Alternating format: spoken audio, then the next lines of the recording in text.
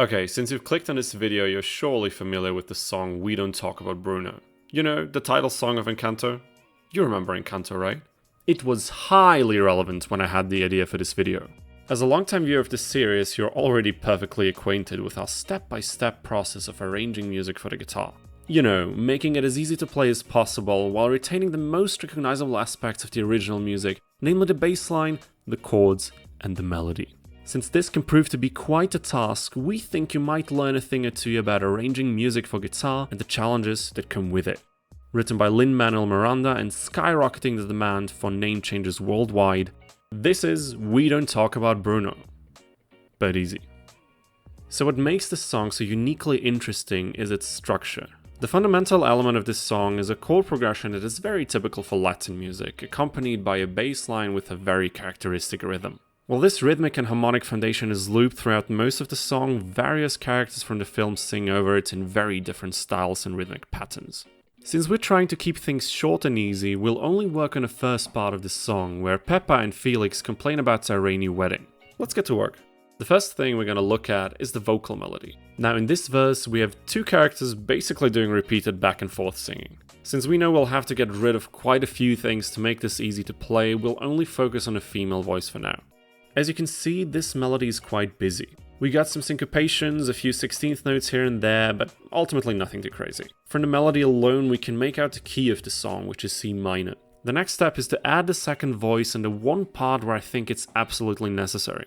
The part where they sing We Don't Talk About Bruno, well, let's call it a chorus, appears twice in this sequence. At the very beginning, when Peppa sings on her own, and also at the end, where both of them sing the same melody but harmonized. Emphasizing the intense climax of this part is important for our arrangement, so I believe we have to include the second vocal melody here. This does of course compromise the difficulty of our arrangement, but we'll get to that later down the line.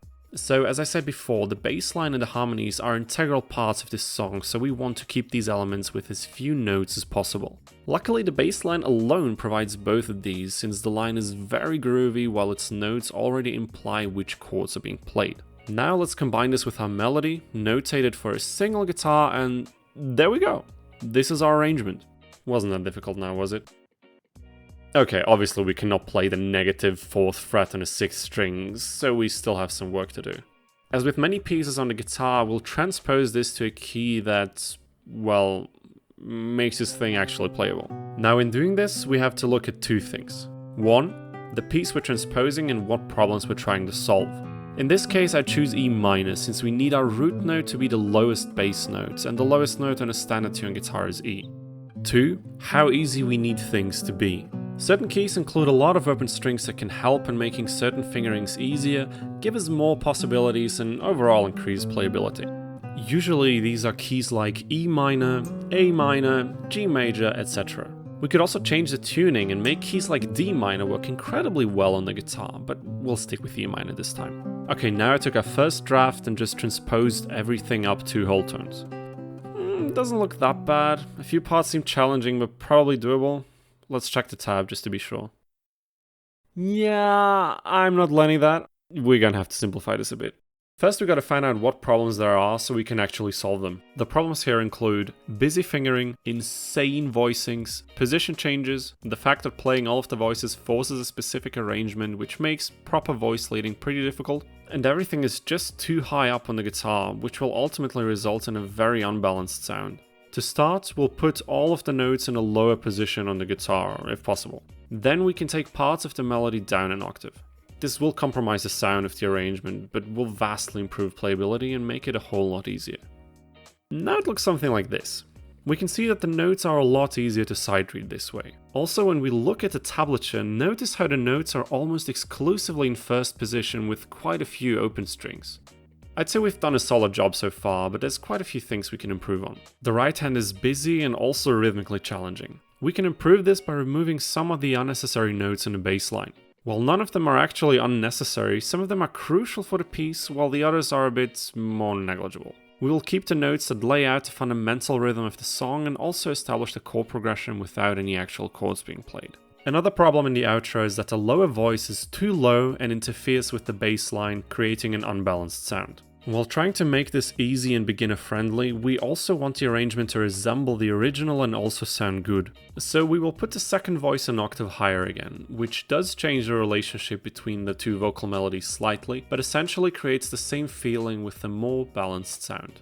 Okay, so this looks quite a bit cleaner. However, I noticed the slides in the melody I noted at the very start of this project. While this is a good method to resemble certain techniques vocalists can do when they sing melodies, I've decided to remove these as well, since these slides make our arrangement more challenging than they improve the sound of it. Let's look at the tab again.